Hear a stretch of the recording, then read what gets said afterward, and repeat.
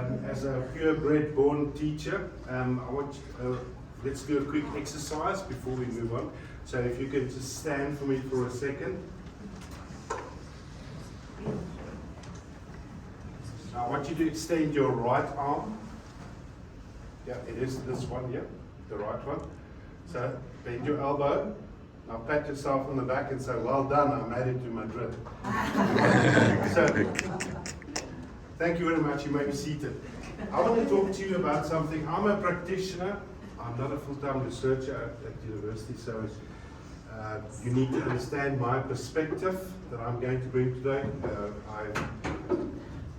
I've developed education systems worldwide. I've developed quite a few education systems in the Middle East, and I'm at the moment working for an organization, a digital university, that some of you are also involved in, and I'm responsible for the professional development of 25,000 teachers, and I've developed my own little systems on how to do that over the years.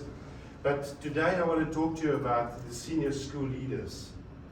And this is in the Middle East. It's a particular country where I actually did my research.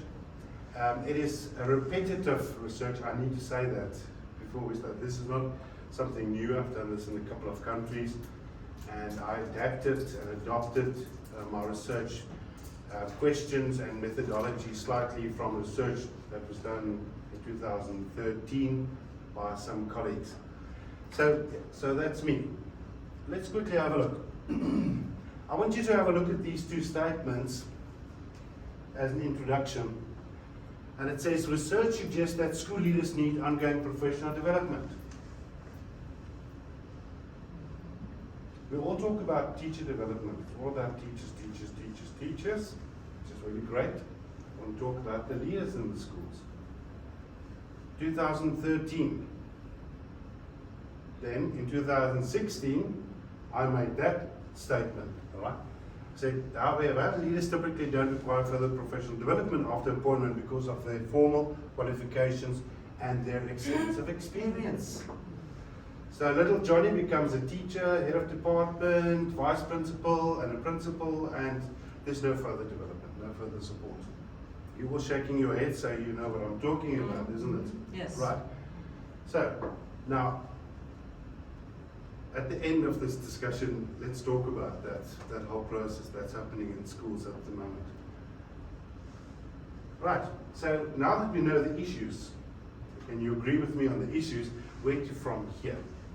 Let's quickly have a look. So my research question here was, what are the perceived, this is about perceptions of these people, they complete a questionnaire, I'll tell you more about that now. What are the perceived development needs and the competencies of newly appointed senior school leaders, and do they feel supported after their appointment? Can you see there's three things that I tried to tackle here.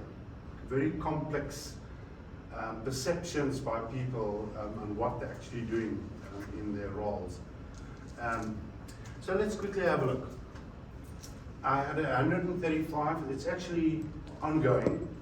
The questionnaire is still out there, people are still completing the questionnaire, so I believe it's 100, when I wrote this it was 135, it's now around about 140 people that have answered the questionnaire. Now what is such a big deal about that is, it is a 20-page questionnaire.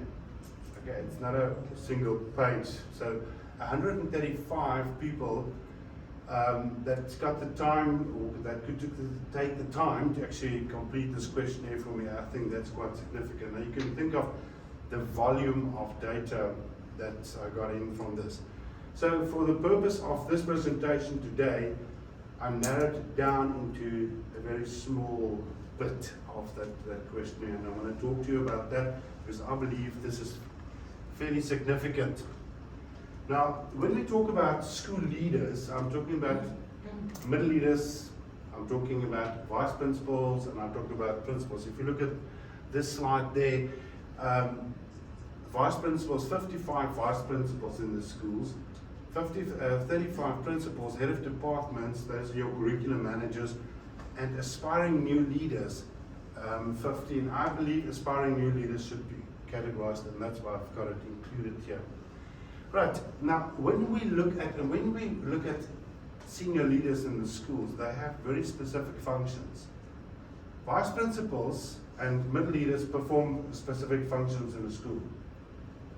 I'm not going to tell you where this now. It may be a question that I will pose later on so that you can understand. Leadership functions and managerial functions.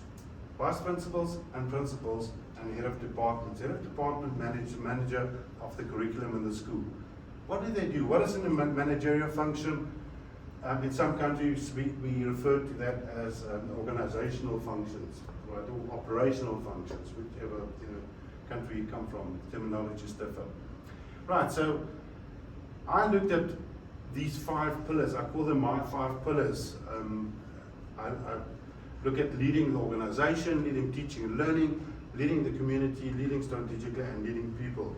Those are the 5 main functions of a senior school leader. Everything they do can actually fit underneath one of those headings. Now it's quite interesting. Out of those 5, now remember, these are people that are already in the position. Right? They've got years of experience. So when I go back one of the slides, what is significant about this slide? You can tell me, what do you see here, besides these beautiful people, that is significant here in this slide? What do you see here? Gender. Good guess, that's not the answer.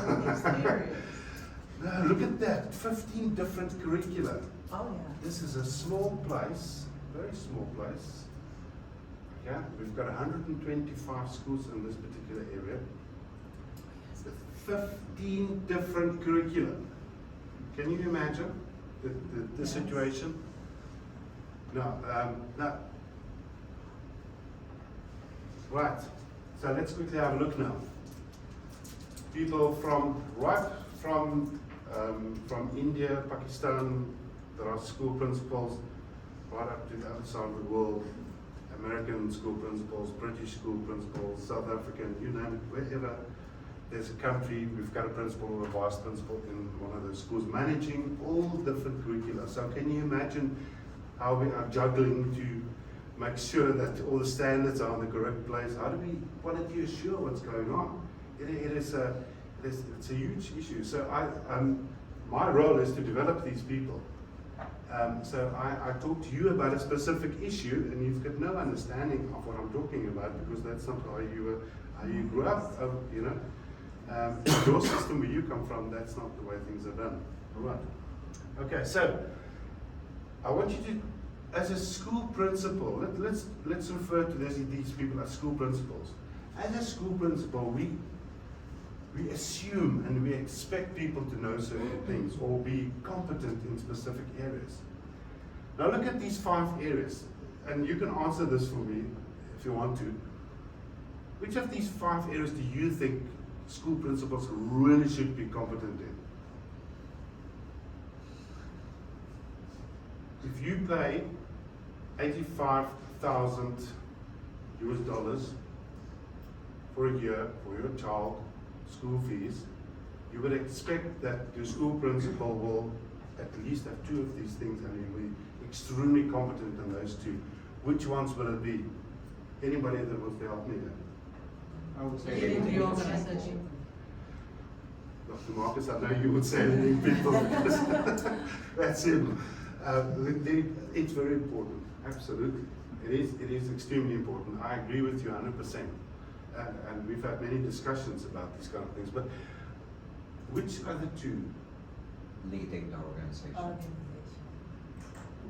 Leading the organization?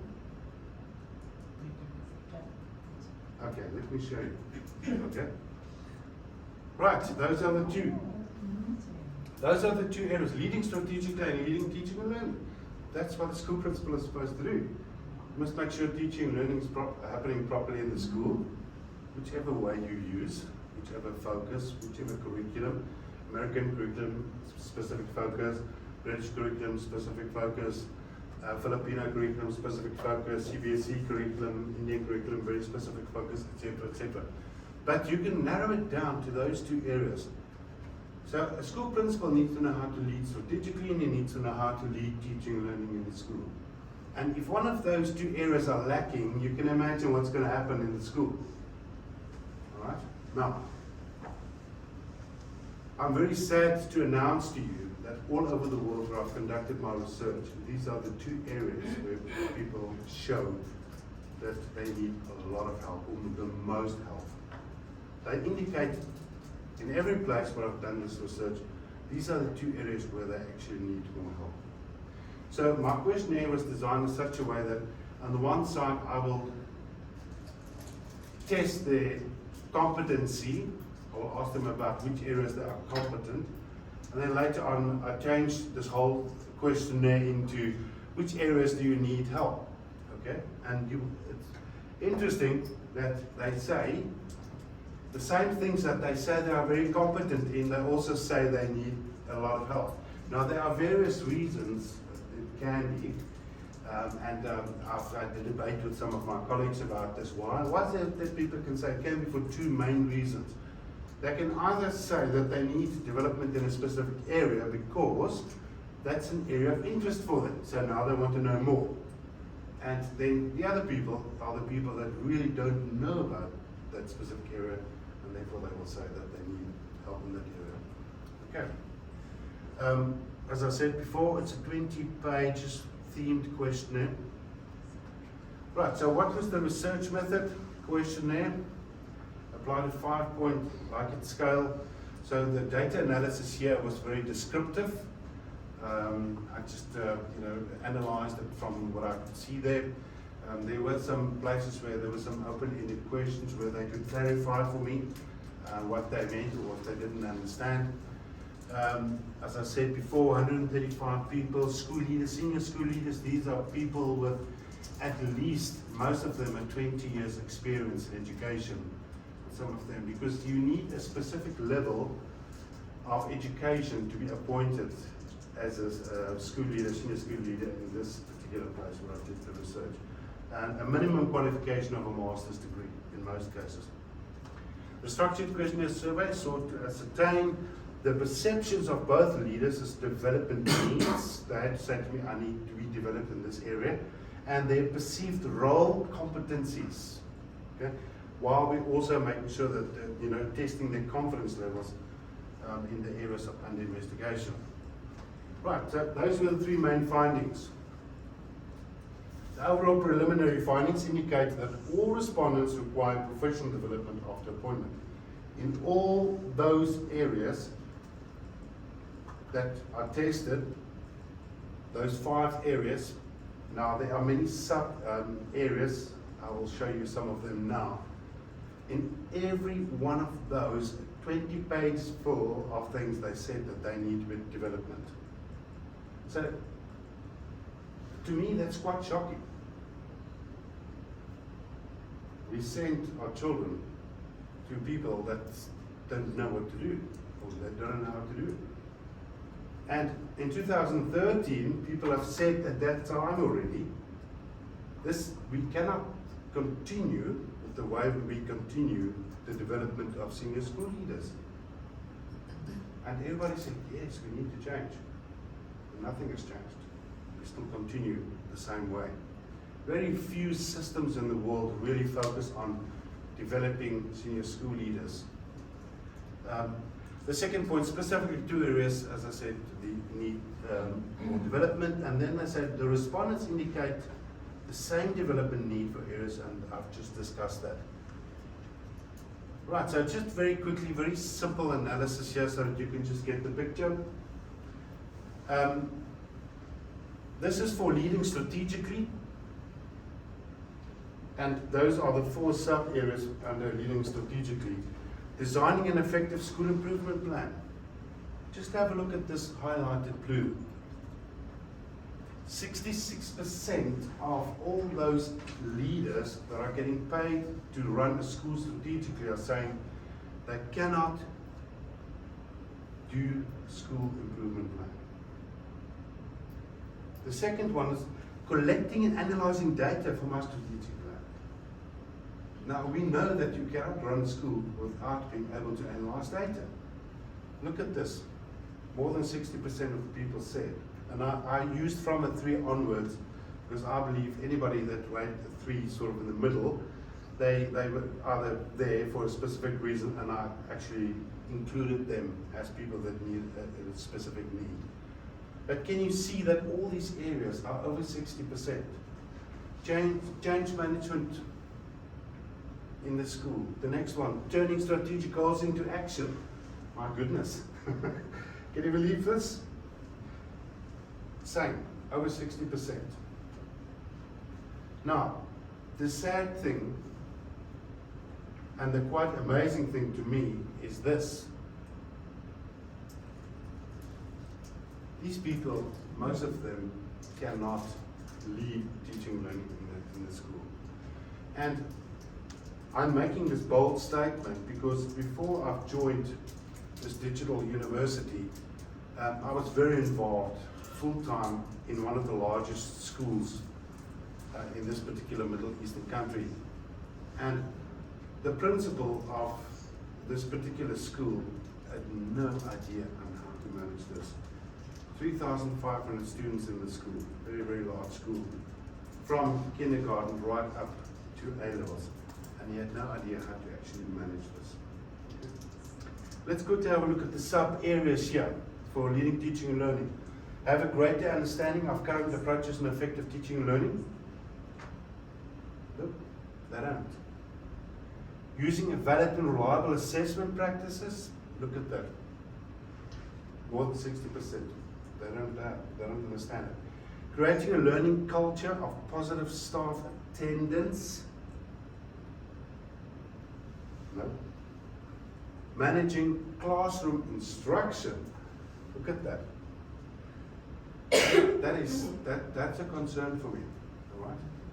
Now, so the results of this, besides the fact that I can say, yes, once again, I'm disappointed to see the results, but the results are exactly the same as all the other previous studies.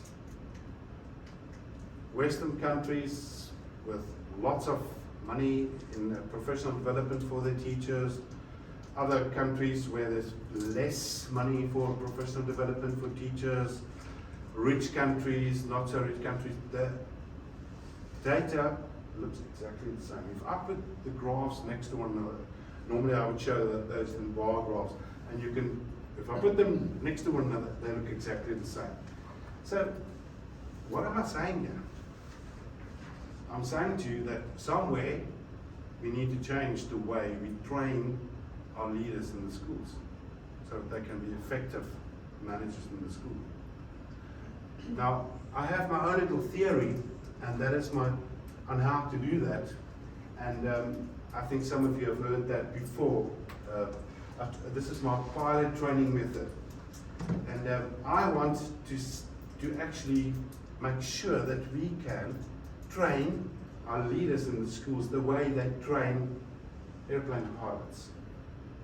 How many of you will get on an airplane, and when the captain says, I'm Captain so-and-so and so, I have watched 100 videos on how to fly this plane.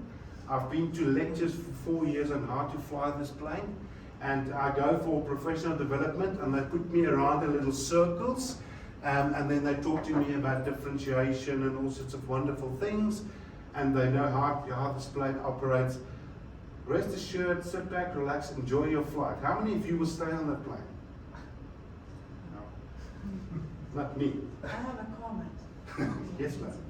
I'm just wondering because they express that they require development, and I think Yes. that's a good sign. Yeah. Yeah. Because if they didn't feel that they need improvement, Yeah. then they would not be lifelong learners. Because there's this readiness to change scale, and a person who has metacognition and reflection to be able to detect where she needs development. I think we are not dealing, I would kind of put it differently, that they are ready for change. Absolutely. And that we need to help them to do that.